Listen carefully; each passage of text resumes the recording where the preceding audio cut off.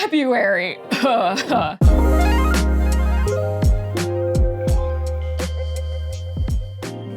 Hey guys, welcome back. Let's do a February wrap up. So in February, I read 8 books. So I'll tell you what was good and what was bad. And then we'll go through my March TBR and then new releases to be aware of for March. So February was kind of a bummer month for me, not gonna lie. February is just one of my least favorite months. It's just the shortest month of the year, but it always feels like the longest month of the year. Like I'm constantly like, are we seriously still in February? Like it just drags for me. So, you know, and I think it has a lot to do with the fact that it's like cold right now where I am, like where I live, and I just need some warmth. And I need summer. But since it wasn't nice out, I did get a lot of reading done. So, I mean, that's nice as well. So it's kind of a toss-up. I also do just want to thank you guys. This month in February, we hit over 1,000 subscribers, and that really made my month better. So thank you so much if you've subscribed. I truly, truly appreciate it. I love seeing you guys comment, and I love like responding, and I just love like the kindness that everybody has shown, and it's just it makes me just feel so happy. So just thank you so much if you subscribe to the channel and you've joined this little community. Happy to have you here. But if you're also new here, welcome. Hello, how are you? But yeah, so let's just get started, shall we? So like I said, since I was feeling so down this month, I started the month out with a comfort read, The Contortionist. This is my 3rd reread of this book since I read it first in January, back in January of 2022. It's the Horror Fair series. I'm obsessed with this series. It's an ultimate comfort read for me. I feel like I'm constantly recommending it. If you've seen my videos before, you're like, yes, I get it. You like Horror Fair. So I always recommend this series to people. It's probably not for everybody. It's a little bit of like a dark romance with a villain main character. That's what the author Kathryn and Kingsley does. Also, when I was rereading through it, I noticed that the book didn't super pick up until about chapter 5. So keep that in mind if you start reading it and you're like, girl, I don't know. But once it does pick up, it completely hooks you. And there are 5 books in the series. So also keep that in mind. Okay, next, I don't have it because it was an ebook, but it was Priest by Simone. This book was spicy. This was my slutty read for the month, and it was super smutty. Surprisingly, it was actually first person point of view from the main male character's like point of view, which I've never read a romance book that was written from the guy's point of view only. So that was very interesting for me. Like usually it's like from the female character's point of view or it's like dual, but this was just like from his point of view. And I was like, that's new. Basically, though, the book is about a sexy 29-year-old priest, and he can't resist having kinky sex with the newcomer in town. And it's super insta-love, and it's mainly erotica. But if you're into that, then give it a read. There's not much plot to the book. The plot's a little like, okay. Like I said, it's full of smut. And I would give the book probably like a 3.5-star rating. The only thing for me, and this is like completely like on me, it was awful. If you've seen the show, Welcome to Flatch, the priest from that, or the pastor, priest, I don't know what they call him. I could literally only picture his face when I was reading this book, and I hated it. It totally threw me, like it totally threw me out of the book. But I can't even. So that made it a little bit less enjoyable for me, but you know. Okay, let's move on. Next we have Cruel Illusions. Like, look at that. Look at that stenciling. Isn't that beautiful? This is the December Fairy Loot Box book, the young adult one. I was intrigued by the premise of this book. Basically, it's about a group of magicians and they hunt vampires, which sounded entertaining. But it did end up being like a little lackluster. For me, this was like a solid, middle of the road, like 3-star book. There was about like 100 to 150 pages in the middle that could have completely been cut or severely condensed. And then the story did kind of pick back up for me around like page like 250. It's a 500-page book, by the way. But once I hit page the halfway mark, I was finally hooked. But, you know, that's a lot of like reading half of the book to finally be like, oh, I actually care about what's gonna happen. I just say that overall, I didn't find there to be much chemistry between any of the characters. Like the dialogue just felt flat to me, and then the magic system didn't make a lot of sense to me. There were just like poor descriptions of action scenes that made them hard to follow. The book was redeemed by some twists that I didn't expect, and that's what got it up to that 3-star rating. Like I didn't see them coming and I was like, oh, that's a nice twist. And some of those were really great for the story. And then also Roman, one of the main male characters, I did really love him. He was like really one of the only characters that I was really like interested in. Overall, I felt like so much of the book was just like so close to being good. Like it felt like the story had potential. It just felt like it was a little unpolished. And then by the time you got to the end, it just ended. And I desperately think that the book needed an epilogue. That ending definitely left things a bit unresolved in my opinion. Like I felt when I was done reading it that I still had questions that I needed answers to. The next one is Love the One You're With. This was my random TBR pick from my trusty little friend here. And I hated it. I'm gonna go with 2 stars on this one. Just because like for me, 2 stars is kind of like usually the lowest like star rating that I'll go. Like if I finish the book, I mean, I figure I finished it, so it had to have been worth at least 2 stars because it got me to at least finish it. I got this one from a book sale and I'm really happy that I only paid $1 for it. It's from 2008. It's labeled as chick lit. The reviews on Goodreads are pretty negative for this one. And looking back, I really probably should have listened to the reviews and just skipped this one. First things first, I found the writing to be clunky and just rambly. And then the story is about Ellen, who runs into her ex-boyfriend, who she was only with for a year. And they broke up in the point of the story 8 years ago, but she runs into him and it throws her into like this complete tizzy and makes her question her relationship with her current husband, which she previously described in the book as like perfect. And she previously gushed about her husband.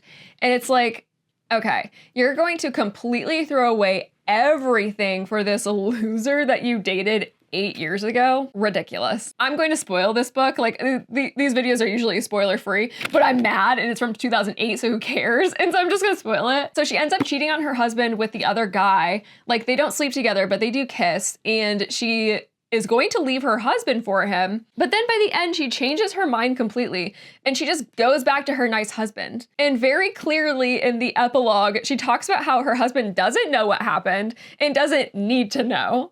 Like, girl, you do not deserve your nice husband.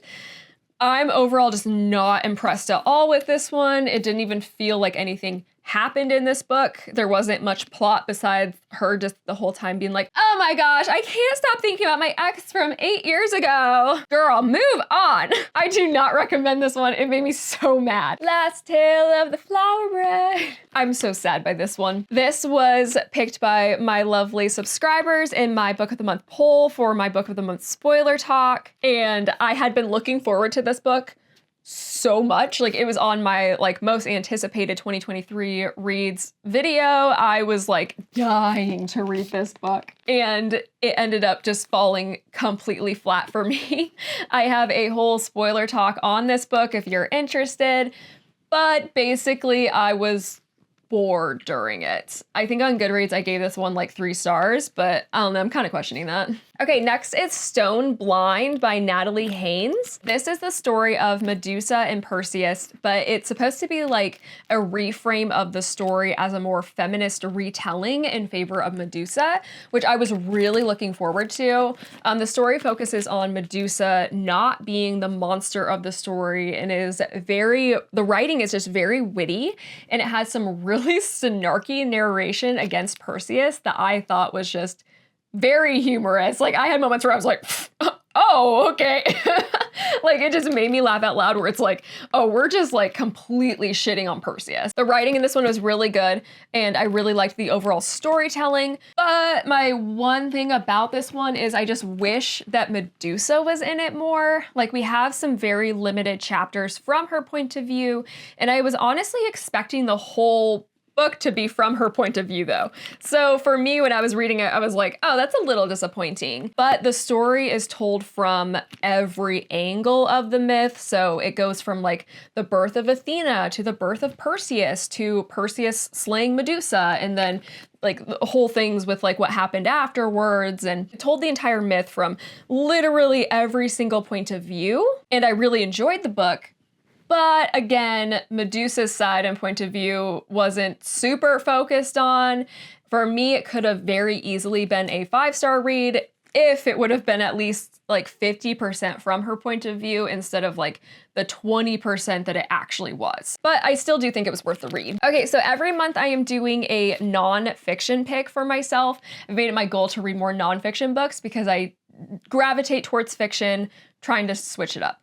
So my pick this month for my nonfiction pick was When Breath Becomes Air. I have been wanting to read this one for a while. It's about Paul, who was training to be a neurosurgeon, and at the age of 36, he was diagnosed with terminal lung cancer. I thought this book was fantastic. I was expecting it to be really good, and I was very pleased. It was divided into 2 parts. So the first part was where we learned like his like growing up and like his history and his time during his residency, where he felt like he found his life's calling before the cancer diagnosis really took over. And then we have part 2 of the book where he was living life with the diagnosis and his thoughts and discussions of death and basically just coming to terms with everything. It's a heartbreaking story, but he was so graceful about everything. And then it's obvious that he dies because it's in the blurb of the book, but reading the epilogue written by his wife after he passed broke me. I was reading it and I was crying and snot was coming out of my nose. So for me, this was a 5-star read. I found it very moving. Okay, so last book that I read was The Writing Retreat. So I ended up picking this as my main pick for the February book of the month because I needed a main pick in order to get the Flower Bride because Flower Bride was an add-on. So this one was just kind of calling to me.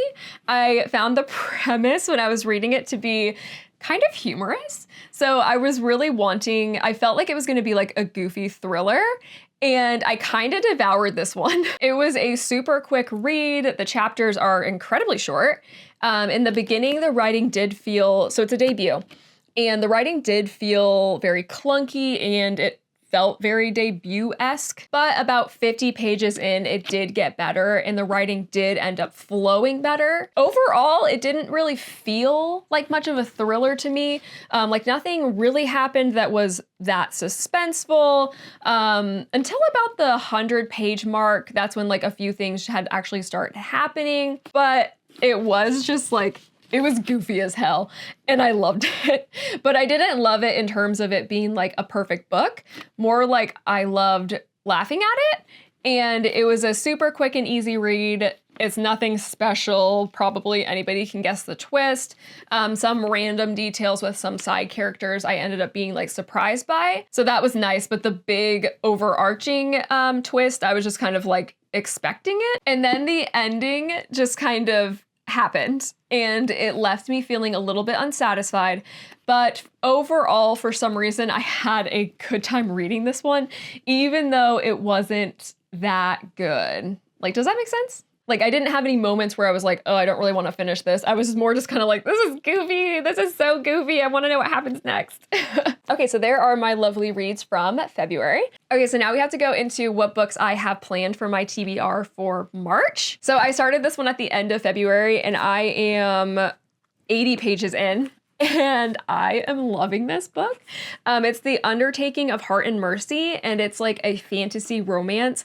I love it. I have had multiple moments now, I'm only 80 pages in, where I'm just like, I love this. I love this. I feel like it has so much heart, and it's basically about 2 main characters who are enemies, but they are writing like letters to a friend, but they don't realize that they're writing letters to each other, and they're both just so like lonely, but they need a friend so bad and they end up just being a friend for each other, and their letters are like heartbreaking. And I just remember being like, oh my gosh, like it just like, I don't know why, it's just touching to me. But yeah, really, really liking this one. I still have a lot of the way to go. It's like 400 pages, so it's kind of long. So stay tuned. Hopefully it stays really good, but I'll be talking about this one in my March wrap up because I'm definitely going to finish it. Also, obviously in March, I'm going to be reading my book of the month book. I know what the picks are at this point when I'm filming this, but I don't know what people have picked for me to read. So I'm still waiting to know what I'm going to be reading from Book of the Month, but stay tuned because there's going to be a spoiler talk near the end of the month for one of the Book of the Month selections based on what you guys picked. Okay, and then like I said earlier, it's my goal to read at least a memoir or a nonfiction book every month. So this month is Kitchen Confidential by Anthony Bourdain. And we also have Godkiller. This came in a Lumicrates January box. The sides are super pretty. I'm pretty excited about this one. I'm really curious to see how good it is. I also have a book coming with Once Upon a Book Club. That was their February pick, so I'll be reading that one as well, but I don't have it yet. And it's time for TBR roulette. So I'm trying to work through my physical TBR shelf. I have an entire shelf that's dedicated to books that I need to read. So I have written them all down on little sticky notes, and then every month I'm picking one, and then I have to read that book. So this month's pick, I'm always like nervous to see what it's gonna be, because last month I wasn't happy. Okay.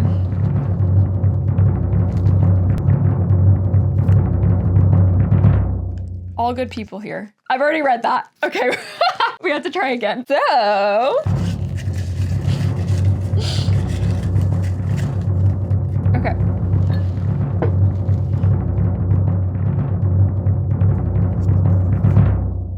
Inland. Oh, okay, let me grab it. Okay, so Inland.